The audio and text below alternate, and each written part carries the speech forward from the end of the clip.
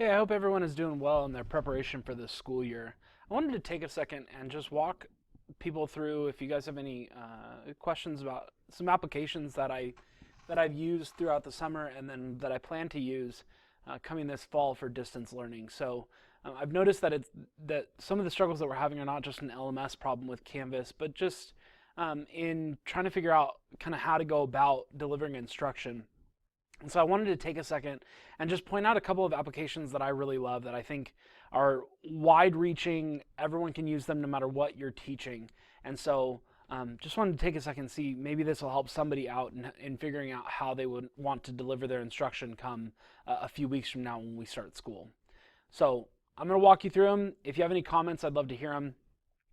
And if there's anything else I can do to help, of course, my email is right there. Please don't hesitate to reach out. So the first one that I really loved and used a whole lot of during summer school was the Google Suite, and especially Docs. Docs is a really good friend to most of us. Most of us know how to use Docs. You can use it for worksheets. I've used it for document analysis, where I've attached documents to the left side of a doc and had kids working on questions on the right-hand side of a document, and that's worked really, really well. But in addition to that, reading assignments, projects, using things like Google Slides.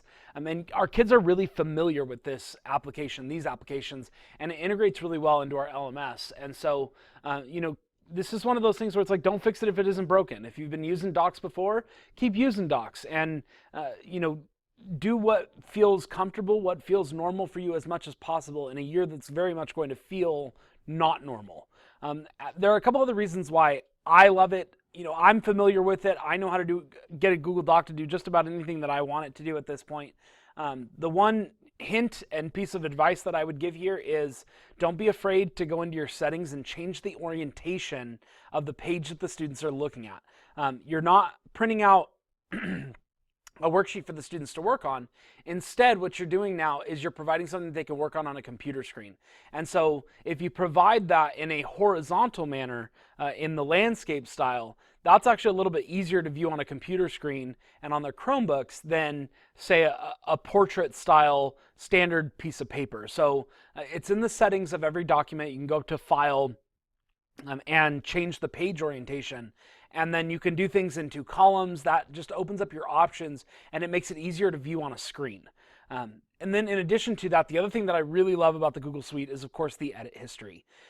I had a couple of kids who had struggles turning things in, or they had technology issues, or whatever it happens to be. Ultimately, that edit history allowed me to distinguish between the students who had finished something on time and the students who had not. And so for me, I was able to go through and say, okay, one of my students said, this did not get submitted. It came up as a 0 in my score. I was able to go back and see that they actually did complete the assignment just by looking at that edit history. I could go back and see when they completed that assignment and just, double check to see that students are maintaining their own integrity and not trying to, kind of sneak a fast one by. Or conversely, the other way, I could see when students had worked on it recently, and it gives you a good leg to stand on when it comes to enforcing some of your policies and procedures throughout this distance learning period. The next one that I love, this is one that not a lot of people are familiar with. This one's called Nearpod. I love Nearpod. It is my best friend when it comes to just delivering instruction, but especially in this digital model. So Nearpod is the program that I am going to use while delivering instruction for my students during Zoom calls. In fact, there's a beta in process where Nearpod is directly integrating into a Zoom call. I have not tried that yet, but basically what Nearpod is it is an interactive slideshow. So I can create in Google Slides the slides that I want to go through with my students, and what it allows me to do is it allows me to integrate a variety of activities to check for understanding and, more importantly, require participation from my students. So for example, if I get to the end of one section of lesson and I just want to give them a checking for understanding question, I push it out to all of them. I can set a time limit for all the students for how long they have to respond, and then I can see their responses as they're coming in. And then directly in the moment, I can take and I can share that back with students. Or I can tell them as they're submitting these responses, hey, you did a really, really great job. Or I can redirect them if I need to redirect them without calling out their mistakes exactly as they are, because that can make kids a little bit nervous. But I absolutely love Nearpod. You can do open-ended questions. You can do poll questions and share the results with students. You can do quizzes at the end for checking for understanding, multiple choice quizzes. I can incorporate videos into Nearpod. And then everything that I can do with Nearpod also allows me to download a report.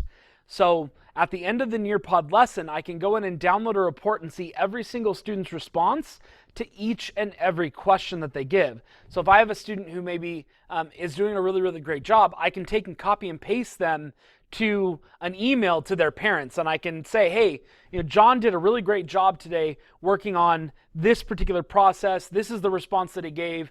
And it gives you that opportunity to build that connection with parents. It gives you an opportunity to build the connection with students. In a year where building those relationships and the connection and that community is going to be a little bit more challenging. In addition to that, the other problem that I found with teaching summer school was that kids really don't like to participate in Zoom calls. It makes them feel like they're on the spot, maybe even more so than in a classroom setting. This forces that participation. Rather than me posing a question and sitting here listening to crickets chirp, I can instead see each one of their responses, and I can post them back to the kids.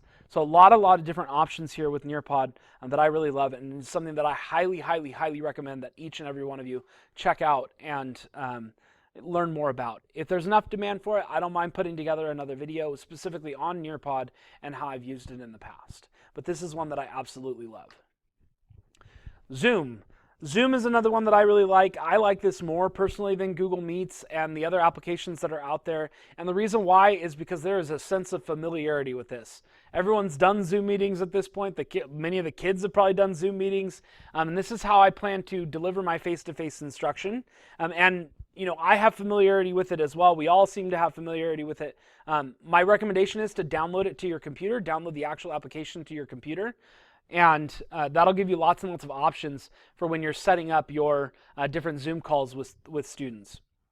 I think that there will be professional development on Zoom and the best ways to use Zoom in our school setting, but you absolutely want to implement waiting rooms so that way you have to let each student in as opposed to them just being able to join the call, because then that means that they can pass that link around to whoever they want to get into that call, and that's what you want to try and avoid as best as you possibly can. So those waiting rooms are really important. Mute and stop video buttons. If someone's mom walks into their room and she starts getting onto them about X, Y, and Z, I can immediately mute them. If they're doing something that is inappropriate, you can mute them. You can stop their video. If I have a student who maybe is stepped out or doing something distracting, I can stop their video. I can deal with that within the chat. And then, of course, also the automatic recording of calls is really important as well. You can set your Zoom so that they will automatically download to your computer right after you finish each Zoom call. I have found that to be incredibly helpful just in being able to recount what I've done. And then in addition to that, of course, there's the accountability from the standpoint of, if you have some kind of an issue and you need to report something, then you can, of course, do that with the video in tow. So that automatic recording is really nice as well. Okay, so Zoom was really helpful to me over the summer. The other one that I used a whole bunch of during the summer was Edpuzzle. Edpuzzle allows me to incorporate video. We've talked a lot about Canvas Studio. Edpuzzle is similar to Canvas Studio, so I welcome you to use whichever one you feel more comfortable with. But it allowed me to incorporate more videos into my instruction. I use crash course videos. I use, there's the armchair historian for my content. Manny Man has done a couple of things. Just about all of us know about different YouTubers who help us with our instruction. Well, I can incorporate those in and I can assign questions to them. Also, anytime you create something in Edpuzzle, it posts it it allows everyone access to see it. And what that means is that just about any video that you could possibly want to use that's on YouTube probably already has questions that are associated with it. And so that creation process takes a lot less time as well. So I would highly recommend you getting familiar with Edpuzzle as well. And then it gives great analytics on the backside. I can see how much of a video my students watched. I can prevent my students from skipping forward. And if a student partially completes an assignment, I can see how far into a video they got. So I would just highly recommend getting familiar with Edpuzzle and using it to supplement your instruction and give a little bit of that visual stimulus that kids really seem to like and to meet them on their grounds. And then the last one that I wanted to talk about is one that I actually have not used yet. And so I'm calling this a bonus because I haven't taken a dive into this one, but I've heard a lot of really great things about it, and that is Kami.